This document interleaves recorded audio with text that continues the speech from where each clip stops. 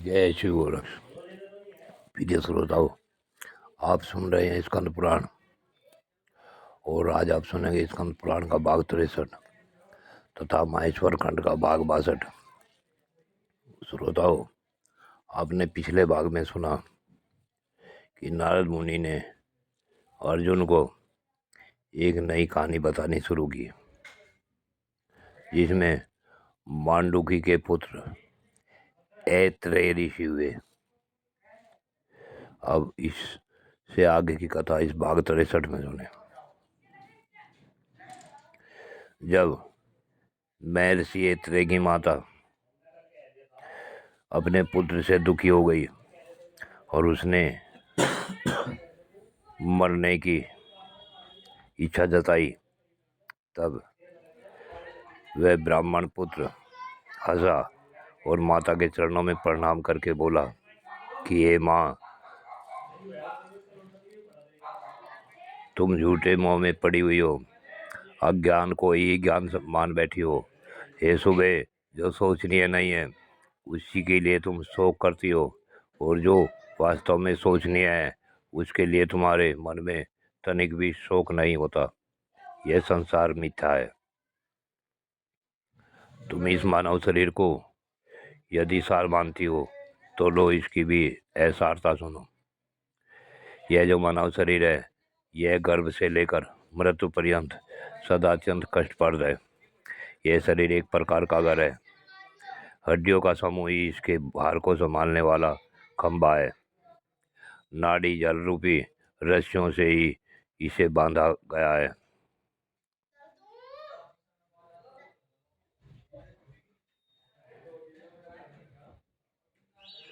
रक्त और मांस रूपी मिट्टी से इसको लिपा गया है। विष्ठा और मूत्र रूपी द्रव्यों के संग्रह का यह पात्र है। केश और रोम रूपी तृण से इसको छाया गया है। सुंदर रंग की त्वचा से इसके ऊपर रंग किया गया है। मुख ही इसका प्रधान द्वार है। 2 आँख, 2 कान और 2 नाक ये चित्र, यही 6 इसकी खिड़कियां हैं। दोनों ओष्ठ ही इसके द्वार को ढकने वाले किवाड़ है। दांत ही किवाड़ और बंद करने वाली किल्ली है। नाड़ी और पसीने की नाली और जल प्रवाह है। यह सदा काल की मुखाग्नि में स्थित है। इस घर में त्रिगुणमयी प्रकृति ही उसकी पत्नी है, तथा क्रोध, अहंकार, काम, ईर्षा और लोभ आदि ही उस गृहस्थ की संतान है। जिस विषय में जैसे मोह होता है, यह सब बताता हूँ। जैसे पर्वत से झरने गिरते हैं, उसी प्रकार शरीर से भी कप और मूत्र आदि बहते रहते हैं। उसी देह के लिए जीव मोहित होता है। अपने शरीर से निकले हुए मल मूत्र आदि के जो प्रवाह हैं, उनका स्पर्श हो जाने पर मिट्टी और जल से हाथ शुद्ध किया जाता है। तथापि उन्हीं पवित्र वस्तुओं के भंडार रूप इस देह से न जाने क्यों मनुष्य को वैराग नहीं होता। अपनी देह की पवित्र गंध से जो मनुष्य विरक्त नहीं होता, उसे वैराग के लिए अन्य किस साधन का उपदेश किया जाए। आलिंगन पत्नी का भी किया जाता है और पुत्री का भी, परंतु दोनों में भाव का महान अंतर है।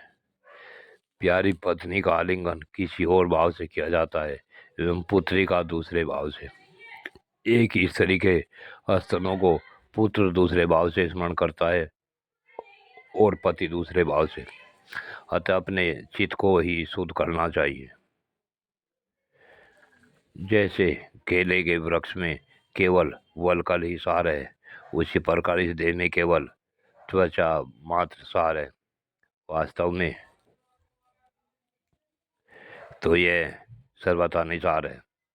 जो बुद्धिमान अपने शरीर को इस प्रकार दोषयुक्त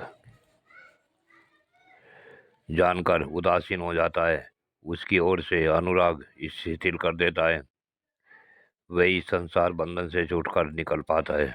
किंतु जो दृढ़तापूर्वक इस शरीर को पकड़े हुए रहता है, इसका मोह नहीं छोड़ता, यह संसार में ही पड़ा रह जाता है।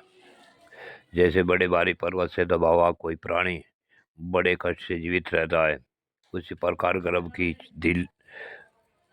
झिल्ली में बंधा हुआ मनुष्य मान कष्ट से वहां ठहर पाता है।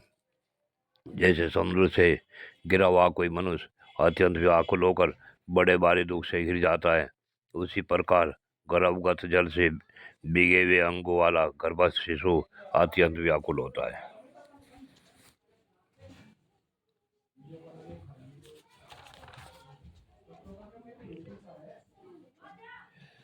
इस प्रकार अस्थावर जंगम सभी प्राणियों को अपने अपने गर्भ के अनुरूप यह मान गर्भ दुख प्राप्त होता है, ऐसा कहा गया है।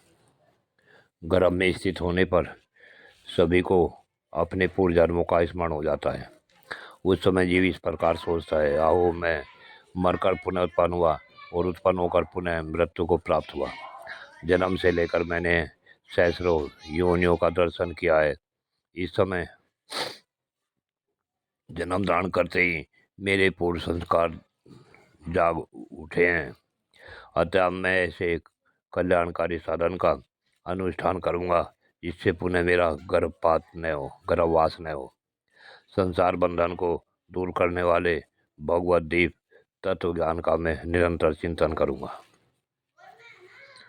जब उसका जन्म होने लगता है उस समय तो उसे गर्भ की अपेक्षा भी कोटि गुना अधिक दुख होता है। गर्भवास के समय जो सद्बुद्धि जागृत हुई रहती है वह जन्म हो जाने पर नष्ट हो जाती है। मोहग्रस्त होने पर शीघ्र ही उसकी स्मरण शक्ति का नाश हो जाता है। इस प्रकार राग और मोह के वशीभूत हुआ यह संसार में न करने योग पाप आदि कर्मों में लग जाता है। उनमें फंस करने तो वह अपने को जानता है न दूसरों को जानता है और न किसी देवता को ही कुछ समझता है। अपने परम कल्याण की बात तक नहीं सुनता, आँख रहते हुए भी नहीं देखता।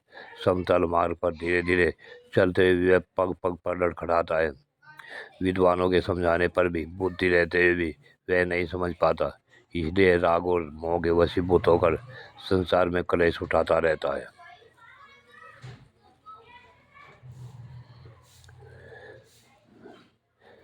महर्षियों ने गर्भ दुख का निरूपण करने के लिए शास्त्रों का प्रतिपादन किया है।